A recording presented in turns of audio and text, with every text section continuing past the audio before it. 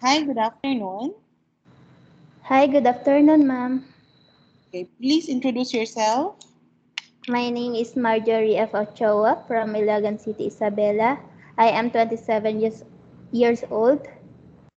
Why do you want to work as a domestic helper? I want to work abroad to provide the needs of my family. How are you qualified for this job?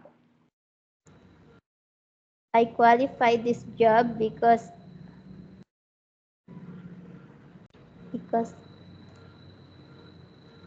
because I have experience before. May I know what is your educational level? Elementary graduate. What is your recent working experience? What is your last job? My last job is domestic helper in Kuwait. Have you worked abroad? Yes, ma'am. Currently, are you still working? No, ma'am. Are you medically fit? Yes, ma'am. Do you have any serious injury or illness? I don't have, ma'am. Are you taking any medication or vitamins? No, ma'am. Is all your child normal delivery or C-section? Normal delivery, ma'am. Do you have any tattoo? No, ma'am. Do you smoke? No, ma'am. Do you drink alcohol? No, ma'am. Do you know how to cook? Yes, ma'am. What kind of food? Filipino Filipino food and basic Arabic food. Do you have any other special skills? I'm just taking children, ma'am. Do you have experience taking care of the baby? Yes, ma'am. Whose baby you taking care of? My son and my last employer before. Do you have experience taking care of the elderly? Yes, ma'am, in local employer. Are you willing to work with any race employer? Yes, ma'am. Are you willing to work with the employer where the parent or parent-in-law or any relative stay together? Yes, ma'am. Are you aware that you have to do all the housework including gardening and car washing? Yes, ma'am. How many kids do you have? I have one kid. Are you legally married? No, ma'am. Are you part of the LGBT? No, ma'am. When your baby was born, who take care of him? Me, ma'am. Who will take care of your kid if you will work abroad? My mother. You are not allowed to use handphone during working hours. Do you agree?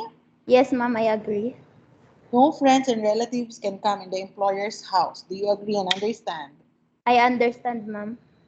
You strictly need to surrender your phone to your employer in the morning and they will return back to you once your work is done. Do you agree Yes, and understand? yes, ma'am, I agree. If you misuse the handphone policy, employer will confiscate your phone and you're only allowed to call 4 times in a month only. Do you agree and understand? Yes, ma'am, I agree. Do you understand the rules and regulation of the handphone policy? Yes, ma'am. You are not allowed to use makeup or wear sexy clothes. Do you agree and understand? Yes, ma'am, I agree. Do you pay any placement fee when you apply the job in the Philippine agency? Yes, ma'am. Do you pay any placement fee? I no, ma'am, no. Do you have any allergy to food like seafoods or any medication? No, ma'am, I don't have. Are you afraid of any pets?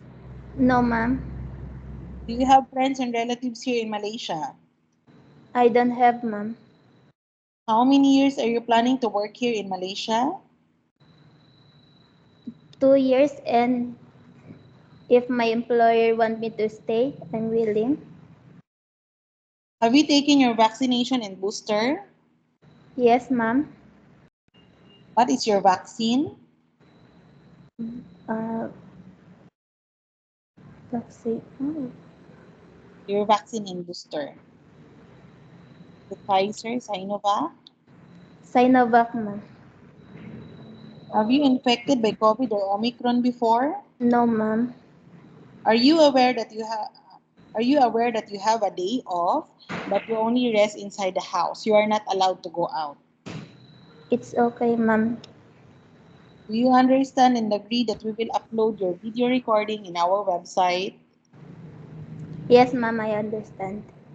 your employer is watching you right now, what you want to tell them?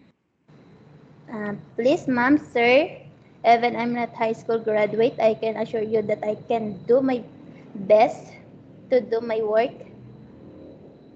And thank you, ma'am, sir. Okay, that's all? Yes, ma'am. Okay, so Marjorie, if there's an employer wanted to interview you, we will inform your agency, okay? Yes, ma'am. Thank you. Okay, thank you.